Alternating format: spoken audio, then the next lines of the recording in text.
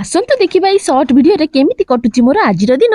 ପ୍ରଥମେ ତ ଶୀତ ସକାଳରେ କରିଥିଲି ମୁଁ ଚାହା ପାନ। ଚାହା ସାଙ୍ଗରେ ଥିଲା ଚୁଡା ଭଜା। ଗରମା ଗରମ ବ୍ରେକଫାଷ୍ଟ ପରେ ମାଇଣ୍ଡ ହେଇଯାଇଥିଲା ମୋର ପୁରା ତାଜା। ଖାଇବା ପିଇବା ସରିଲା ପରେ ଲଞ୍ଚ ରୋଷେଇ ପାଇଁ ହେଇଗଲି ବିଜି। ଯାହା ହେଲେ ବି ଆଜି ସାଧା ରୋଷେଇ ହବ କାହିଁକି ନା ଆମିଷ ବାରି ତ ନୁହଁ ଆଜି। ପ୍ରଥମେ ପରିବାକୁ କଟାକଟି କରି ପ୍ରେସରରେ ଡାଲମା ବସେଇଲି। ଯେହେତୁ ଆଜି ମଙ୍ଗଳବାର ସେଥିପାଇଁ ଅରୁଆରେ ହଉଥିଲା ବୋଉଙ୍କର ଓଷା ବୋଲି। ରୋଷେଇ ସରିଲା ବେଳକୁ ଆଦି ବାବା ମୋର ଅଙ୍ଗନବାଡିରୁ ଆସିଗଲେ। କାଗଜ ଖଣ୍ଡେ ଧରେଇ ଦେଇ ରକେଟ କରିବା ପାଇଁ ମତେ କହିଲେ। ପିଲାବେଳେ ବହୁତ ଖେଳିଥିଲୁ ଏଇ କାଗଜ ରକେଟ ଉଡେଇ। ଲଞ୍ଚ ଟାଇମ ହେଇଯିବାରୁ ଆଦି ବାବାଙ୍କୁ ଦେଇଥିଲି ଭାତ ଡାଲମା ଆଉ କୋବି ଆଳୁ ଭଜା ଖୁଆଇ। ଡ୍ୟୁଟିରୁ ଆସିଲା ବେଳେ ସ୍ୱାମୀ ଆଣିଥିଲେ ମୋ ପାଇଁ ଗୋଟେ ସୁନ୍ଦର ଡାଏରୀ। ଦାନ୍ତ ବିନ୍ଧା ପାଇଁ ସ୍ୱାମୀକୁ କହିଲେ ଆଜି ଡ୍ୟୁଟିରୁ ଆସିଲେ ଆମେ ମେଡିକାଲକୁ ଯିବା ବାହାରି।